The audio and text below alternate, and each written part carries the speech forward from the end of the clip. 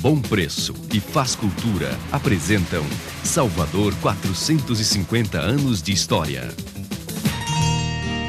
Um céu azul em dia de sol, o mar calmo de águas cristalinas, ventos serenos. Esta foi a primeira imagem que teve Tomé de Souza ao avistar em 29 de março de 1549 a Baía de Todos os Santos. O primeiro governador do Brasil ficou impressionado com esta baía ampla, segura, arrodeada de ilhas.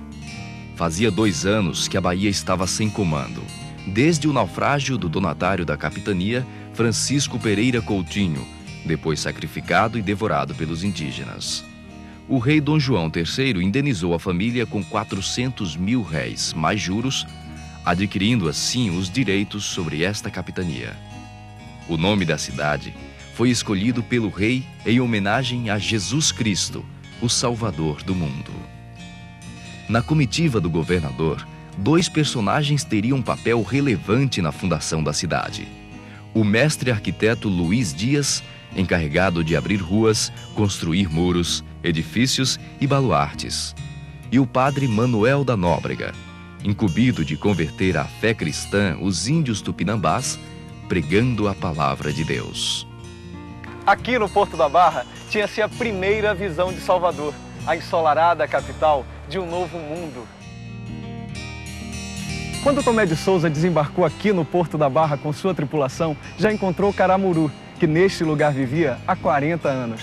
Diogo Álvares Correia, chamado de Caramuru pelos índios, era o senhor da terra. Conhecedor profundo do lugar, foi quem deu as boas-vindas ao governador-geral na companhia de seus genros e mais 50 europeus que, como ele, viviam na Vila do Pereira, hoje imediações do Farol da Barra. Tomé de Souza trazia 150 toneladas de alimentos, armas e ferramentas para a construção da cidade. Com ele, vinham mais de 1000 homens entre portugueses, castelhanos, flamengos, galegos e italianos. Poucas mulheres vieram. O próprio governador permaneceu solteiro durante os 4 anos que governou o Brasil. Depois do desembarque no Porto da Barra, a tripulação seguiu com as embarcações em direção ao norte. Aqui se fixaram e construíram ranchos, um em especial para abrigar a imagem de Nossa Senhora da Conceição, elevada neste século à condição de padroeira da Bahia.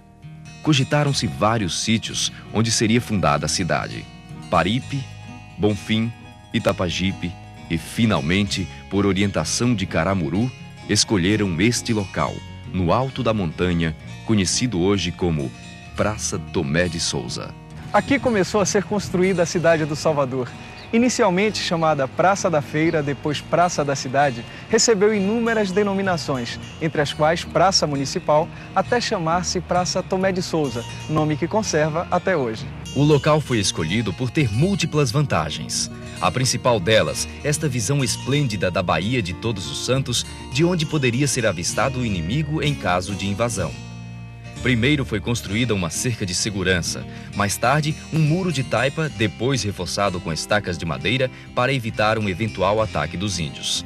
Fazia limite ao norte com a Porta de Santa Catarina, hoje Misericórdia, e ao sul com a Porta de Santa Luzia, hoje Praça Castro Alves. Essas portas eram protegidas por uma vala cheia de água, onde havia uma ponte levadiça. Ainda é possível ver as fendas originais na depressão do terreno. Sob a supervisão do mestre arquiteto Luiz Dias e com o apoio inclusive de mão de obra indígena, surgiram as primeiras ruas. A dos Mercadores, atualmente conhecida como Rua Chile, e hoje as denominadas Tomé de Souza, Padre Vieira, Rui Barbosa, Tira Chapéu, Vigílio Damásio e Rua das Vassouras. Salvador, passados 75 dias do desembarque no Porto da Barra, assumia aos poucos as feições de uma cidade.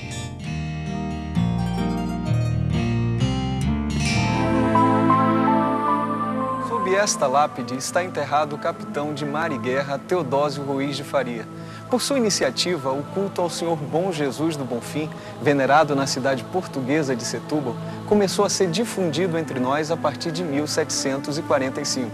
O capitão trouxe a imagem de Lisboa, fundou a Irmandade do Senhor do Bonfim e promoveu a construção da capela. Em 1804, conseguiu um breve apostólico do Papa Pio VII, instituindo a devoção ao Senhor do Bonfim no segundo domingo após a festa de Reis. Nasce a festa religiosa, com novenas, missas pomposas e procissão solene. Romeiros e moradores passaram a lavar o interior da capela na quinta-feira anterior ao domingo do Bonfim, Oxalá no Candomblé. Surge a festa profana, que já neste século ocupa um cortejo de 6 quilômetros com multidões que se deslocam da Conceição à Colina Sagrada. Muita coisa mudou através dos séculos. Estopas embebidas em azeite de peixe iluminavam a fachada da igreja. Hoje são lâmpadas que destacam o contorno do templo. Eram os cumcumbis descendentes de africanos enfeitados de penas e miçangas coloridas. Hoje é o branco da paz dos filhos de Gandhi e das baianas. Muita coisa mudou, menos a fé de um povo que se renova, numa festa sagrada e profana, uma festa da Bahia.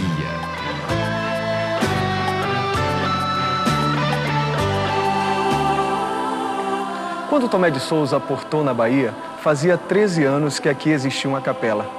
Hoje é a igreja de Nossa Senhora da Graça, mandada construir por Catarina Paraguaçu, que aqui está enterrada. Em 1535, próximo a Boipeba, Caramuru socorreu alguns náufragos de uma nau espanhola. Conta a lenda que Catarina teria sonhado com essa imagem, achada na cabana de um índio perto do lugar do naufrágio. Todas as terras da Graça, assim como as da Barra, pertenciam a ela, mãe dos baianos, e foram deixadas em testamento para os monges beneditinos. A índia Catarina, filha do cacique Taparica, converteu-se ao cristianismo desde o seu casamento com Caramuru, na França. Muito tempo depois, esta igreja era a referência da procissão em louvor a Nossa Senhora da Graça, uma das maiores manifestações religiosas da cidade até meados do século XIX. Em volta da igreja, reedificada no século XVIII, surgiu um bairro elegante, com magníficas residências, mais tarde substituídas por prédios. Assim surgiu o bairro da Graça.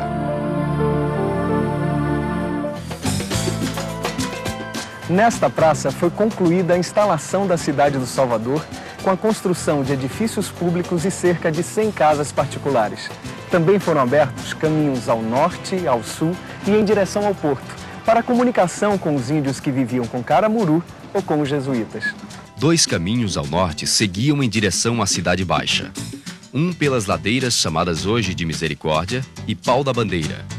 Outro mais longo, em direção ao Carmo, passando pela aldeia dos jesuítas, na altura do Terreiro de Jesus. Seguindo para o porto, caminhos que passaram por mudanças topográficas se transformaram nas ladeiras da Conceição e da Preguiça.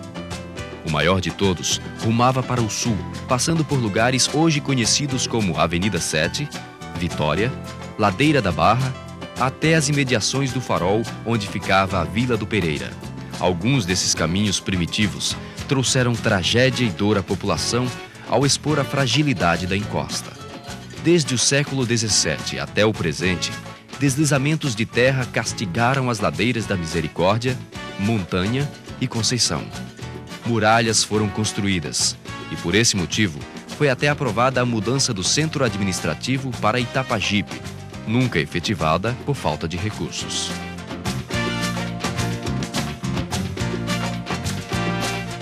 Esta é uma das ruas traçadas no sítio original da cidade pelo arquiteto Luiz Dias. Paralela ao mar, inicialmente recebeu o nome de Rua dos Portais de Santa Luzia, porque começava no portal de entrada com o mesmo nome. Foi chamada de Rua dos Mercadores porque aqui se instalaram os primeiros comerciantes.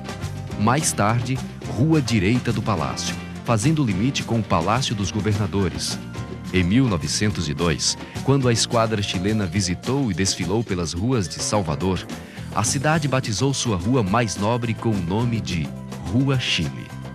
Quando o futuro governador José Joaquim Seabra provocou o bombardeio da Bahia, vários prédios da Rua Chile foram incendiados. Em 1915, a rua por onde mal passavam os bondes foi alargada, ganhando a forma atual. Era a rua da moda e da sofisticação, das casas Lauper, da pastelaria Triunfo, da Foto Linderman e das lojas Duas Américas. Rua do Grêmio Literário, da Rádio Sociedade e do Hotel Palace. Rua Chile dos grandes acontecimentos, das moças bonitas e dos cavalheiros elegantes. Rua da Paquera, jamais esquecida por nossos pais e avós. Os europeus se encantaram na Bahia com a alegria e as danças dos filhos da terra.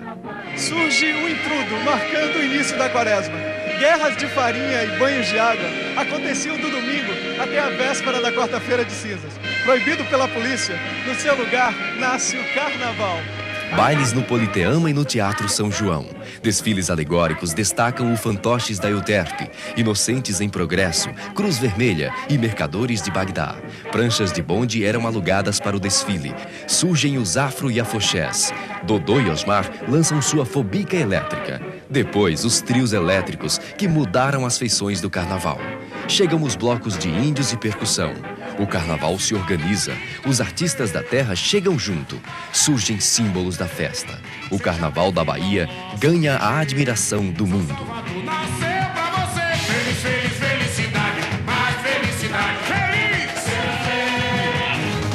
Quando o Zeppelin passou pela Bahia, a praça já ostentava o nome e a estátua do poeta.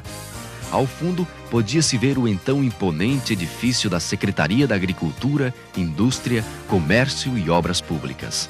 Hoje, Palácio dos Esportes. Aqui ficava o limite sul da cidade.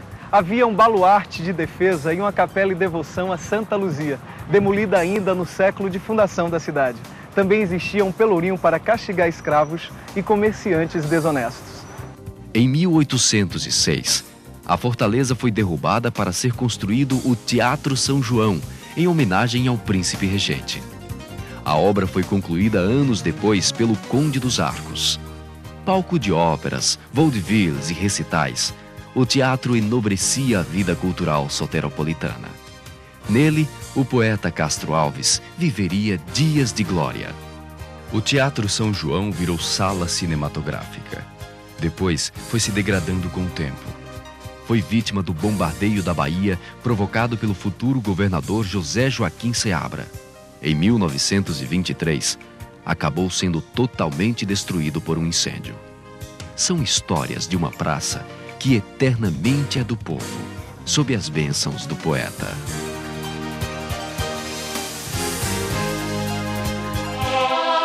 Quando Tomé de Souza levantou neste lugar uma capela de taipa e palha para abrigar a imagem de Nossa Senhora da Conceição, o mar banhava essa área próxima às escadarias. A primitiva igreja foi substituída por uma de tijolo e em 1739 foi iniciada a construção da igreja atual. Suas imponentes pedras de cantaria talhadas em Lisboa aqui chegaram como um enorme quebra-cabeças. A obra foi concluída 80 anos depois, quando a devoção a Nossa Senhora da Conceição já era marcante em Salvador. Das procissões para a festa profana, com rodas de capoeira, samba de roda e deliciosos quitutes, foi apenas um passo. Em 1946, o Papa Pio XII elevava a igreja à categoria de Basílica Menor. Entre inúmeras obras de arte, destaca-se o magnífico teto da igreja, obra do artista sacro baiano José Joaquim da Rocha. Aqui está sepultada a Irmã Dulce, a mãe dos pobres da Bahia, sob as bênçãos da Virgem que concebeu o Salvador do mundo. Não por acaso, a padroeira do estado da Bahia.